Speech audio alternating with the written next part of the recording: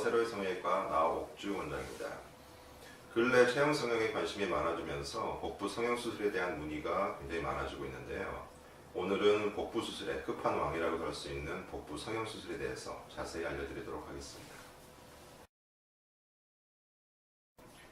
복부 성형 수술을 생각하시는 분은 크게 세 가지 유형으로 나눌 수가 있는데요. 그 중에 첫 번째는 지나친 다이어트를 통해서 체중 감소가 너무 급격하게 이루어진 경우에 지방이 빠져나가는 속도를 피부가 따라가지를 못해서 피부가 처지게 되고, 이렇게 처진 피부는 운동이라든가 다른 여러 가지 방법으로 개선시킬 수 있는 방법이 없어서 이런 경우에는 복부 성형 수술이 가장 효과적인 그러한 해결책이 되겠습니다.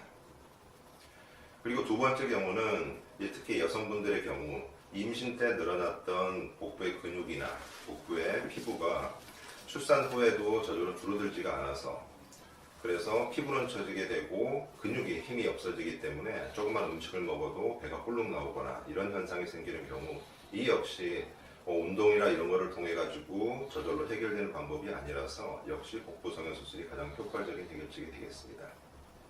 그리고 마지막으로 세 번째는 기존의 제왕절개라든가 여러 가지 복부의 수술을 통해서 생긴 복부의 흉터를 제거하는 목적으로 수술하는 경우, 이런 경우가 세 번째 유형이 되겠습니다.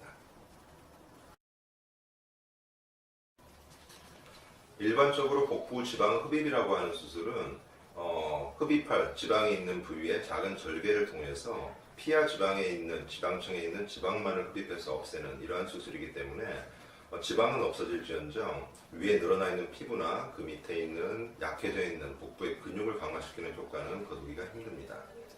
반면에 복부 성형 수술은 절개를 통해서 늘어나 있는 피부도 제거를 하고, 그리고 박리를 통해 노출된 근육을 모아줌으로써 근육을 강화시키는 이런 형태의 수술을 진행할 수가 있어서 이러한 모든 복부의 문제점을 해결할 수 있는 수술이라고 할 수가 있겠습니다.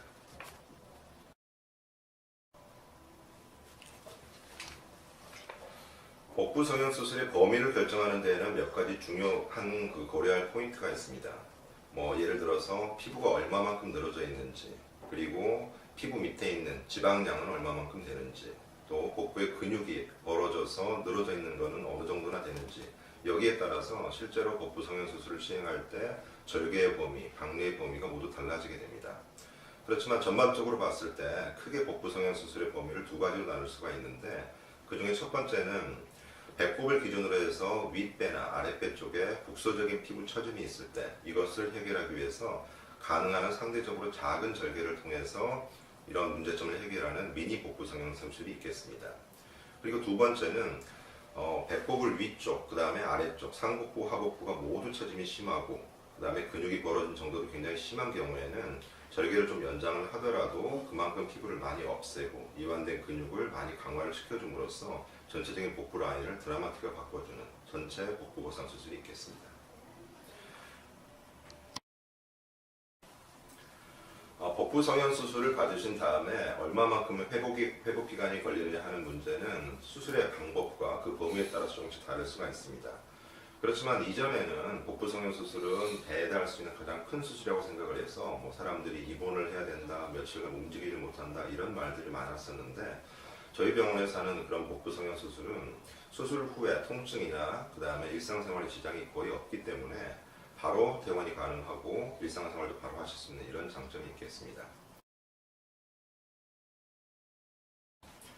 저희 병원에서 시행하고 있는 스카이리스 복부 성형은 그 특징이 수술 후에 흉터가 최소화 된다는 그런 점에 있겠습니다. 이를 위해서 저는 보통 두 가지 포인트를 강조를 하는데, 첫 번째는 절개한 부위를 봉합하는 방법입니다. 절개한 부위를 봉합할 때 단순하게 피부만 봉합하는 게 아니라 그 밑에 있는 근육층, 그 다음에 피하 조직층, 그 다음에 진피 이런 부분들을 모두 압력이 나중에 풀리거나 이러지 않게 굉장히 단단하게 봉합을 하고, 표피는 밖에서 보이는 실밥이 없는 그런 매직 봉합 방법을 이용해서 봉합을 하게 되면 흉터 자체가 벌어지거나 커지거나 이러지 않고 굉장히 깔끔하게 한 줄로 남는 이런 결과를 가져올 수가 있겠습니다. 그리고 두 번째는 단순하게 이렇게 절개 부위에만 봉합을 단단하게 한다고 하더라도 시간이 지나서 압력이 계속 가해지게 되면 흉터가 넓어지거나 벌어지는 경우가 생길 수가 있습니다. 이런 부작용을 없애기 위해서 단순하게 절개 부위뿐만 아니라 피부가 당겨지는 그 위쪽에도 절개 부위의 압력이 최소화될 수가 있게 몇 가지 조작을 함으로써 실제로 수술한 때 생기는 절개 부위에는 압력이 거의 가해지지 않는 이러한 수술 방법을 이용을 하기 때문에 이러한 결과가 첫 번째와 두 번째 방법을 이용을 했을 때 흉터가 최소화될 수 있는 그런 스카이스코프 성형이 완성된다고 할 수가 있겠습니다.